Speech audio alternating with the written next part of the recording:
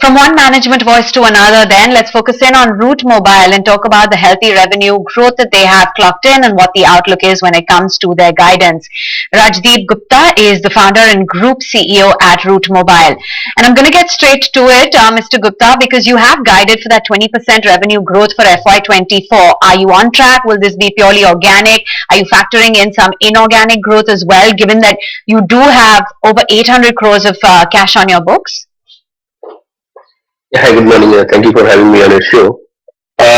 Honestly, I think whatever guidance we are giving for this financial year is going to be completely organic.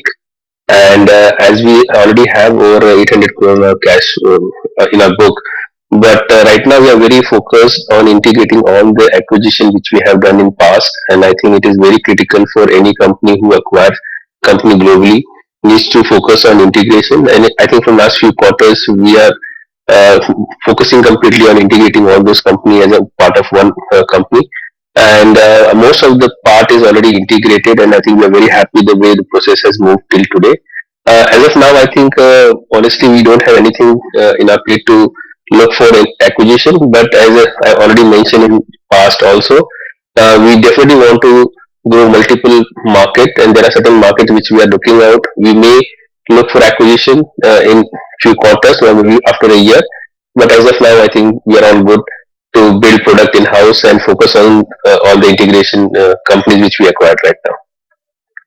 So, any clarity in terms of what kind of an acquisition it would be, even though it would be down the line? And, if you could just walk us through any more details on that front? As I said, like acquisition, there are two ways to say it. Like if I really want to go global in a particular market, say like Brazil or in Africa or in Australia kind of thing, like probably I would like to acquire a local company who's already based out of there and already serving the local enterprise customer. But I think that is a kind of footprint we want to build in certain market like Australia, Africa, and Brazil.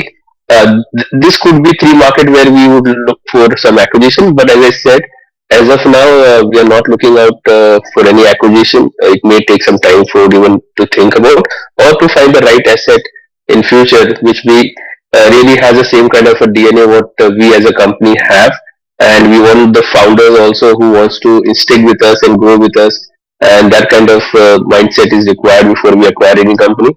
So we are at this stage of very early stage to even think about those markets. But yes, as I mentioned, these are the markets where we definitely want to grow our footprint, either organic way or inorganic way. The two concerns the market has looking at your numbers right now. A, that the FY23 organic growth was about 41%, right? So why the lower revenue growth rate than for FY24?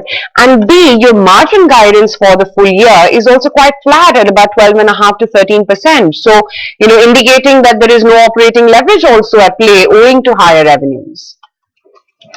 So I think if you see, we as a company are a platform company. To onboard a customer, I think we don't need to build any kind of additional solution. And if we are serving a OTT player like a Google or Facebook, then we want to add another country as a part of their delivery connectivity. We really don't need to spend money on that, because as a platform, when the platform is already ready, what we need is just plug and play, and immediately we start getting revenue. The kind of guidance we have given, 20% over 3,500 crore, that's what we're talking about 4,300 crore kind of a revenue. I think we are very bullish, and we are always, as I said, like we are conservative. Last year we gave about 70% growth guidance, and we did 78%. So I think being conservative is always good to being aggressive. That's what we believe as a company. And I think, what was the second question on cash flow? That's a point taken, but the other concern that the street has been having that the cash conversion has been a bit slower. What are you doing to improve that in terms of the cash conversion, and also if you can give us an update on your market share in India? You need to also understand we have a very large deals, like in past, and we are already talking with certain operator in Asia and in Africa also. There are certain operators where we have given a security deposit in the tune of over 100 crore last quarter.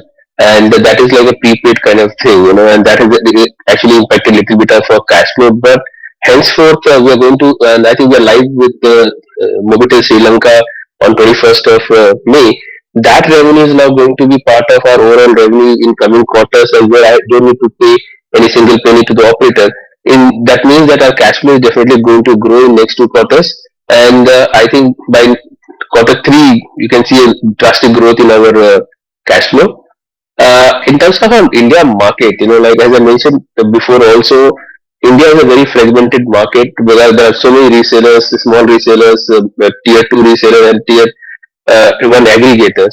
Uh, our just to quantify the percentage is a very tough thing, but honestly, as I speak, in terms of international termination to India, is about 50% market share we have, and domestic to domestic termination, I think over 20% market share we have as of now. Okay, thank you so much for joining us today and talking to us about the growth prospects. So that's the management of Route Mobile talking about their market share, the growth outlook of the company, and how the margins are likely to pan out. The time now to move to our chart buses segment, wherein our technical experts